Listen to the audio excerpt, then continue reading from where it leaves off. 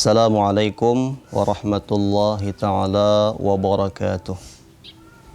Alhamdulillah, salatu wassalamu ala rasulillah wa ala alihi wa ashabihi wa mawalah, amma ba'du. Pemirsa Pelita Hati TV Tabalong yang dirahmati Allah subhanahu wa ta'ala, pertama-tama marilah kita memperbanyak tahmid, memuji Allah subhanahu wa ta'ala dengan senantiasa kita mengucapkan alhamdulillah wa syukurillah, bersalawat kepada Habibuna Muhammad sallallahu alaihi wasallam. Allahumma salli ala sayyidina Muhammad wa ala ali sayyidina Muhammad. Mudah-mudahan kita semua menjadi umat beliau yang senantiasa mencintai dan dicintai oleh Habibuna Muhammad sallallahu alaihi wasallam, dan hasilnya mudah-mudahan kita dapat syafaat beliau, dikumpulkan di dalam surga. Amin Allahumma amin. Pemirsa Pelita Hati TV Tabalong yang dirahmati Allah subhanahu wa ta'ala, disebutkan dalam sebuah riwayat bahwasanya Rasulullah sallallahu alaihi wasallam beliau pernah bertanya kepada para sahabat. Beliau menanyakan tentang beberapa macam daripada manusia. Rasulullah menanyakan kepada para sahabat, yang pertama, siapakah, kata beliau, orang yang paling baik? Yang kedua, siapakah orang yang paling jelek? Yang ketiga, siapakah orang yang paling bakhil? Yang keempat, siapakah orang yang paling pemalas? Yang kelima, siapakah orang yang paling menderita? Yang keenam, kata Rasulullah, siapakah orang yang paling bangkrut? Dan yang ketujuh, siapakah orang yang paling pandai mencuri? Rasulullah sallallahu alaihi wasallam beliau sendiri menjelaskan satu persatu daripada pertanyaan beliau. Yang pertama, kata Rasulullah, orang yang paling baik itu adalah orang yang paling bermanfaat bagi orang lain. Khairun nas anfa'hum linnas. Orang yang paling baik itu adalah orang yang paling bermanfaat kepada orang lain.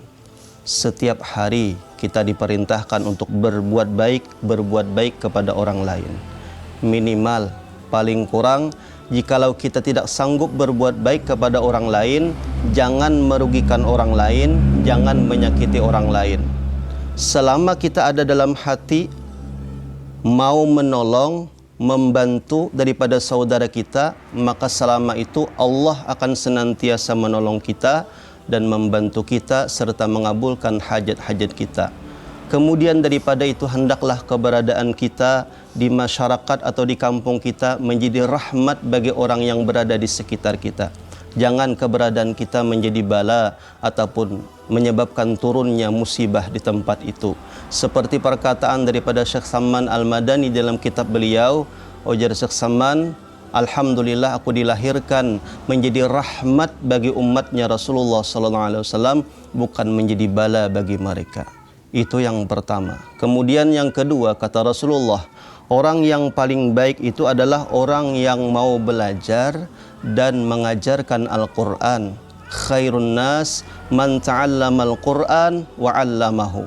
Orang yang paling baik itu adalah orang yang mau belajar Al-Quran dan mengajarkan Al-Quran. Betapa banyak daripada guru-guru kita yang telah mendahului kita, orang-orang yang telah menyebabkan kita bisa baca Al-Quran. Alhamdulillah, dengan sebab mereka kita bisa baca Al-Quran. Dan setiap kali kita baca Al-Quran, setiap huruf, setiap ayat yang kita baca itu merupakan amal jariah kepada mereka, guru-guru kita. Kita doakan mudah-mudahan Allah tinggikan derajat mereka, Allah Ta'ala lapangkan kubur mereka, dan mudah-mudahan mereka dimasukkan ke dalam syurga bighairi hisab, dikumpulkan berserta Habibuna Muhammad sallallahu alaihi wasallam.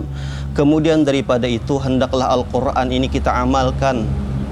Kita baca di rumah-rumah tangga kita. Setiap rumah itu, kata Rasulullah, yang dibacakan Al-Quran, maka banyak kebaikannya, sedikit keburukannya.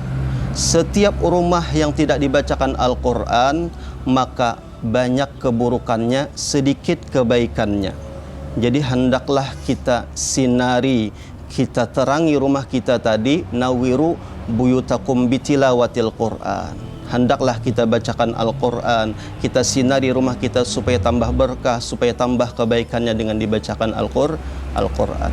Kemudian daripada itu yang ketiga, kata Rasulullah, orang yang paling baik adalah orang yang mau menjaga antara keseimbangan dunia dan akhirat, antara beribadah, antara bekerja dan beribadah.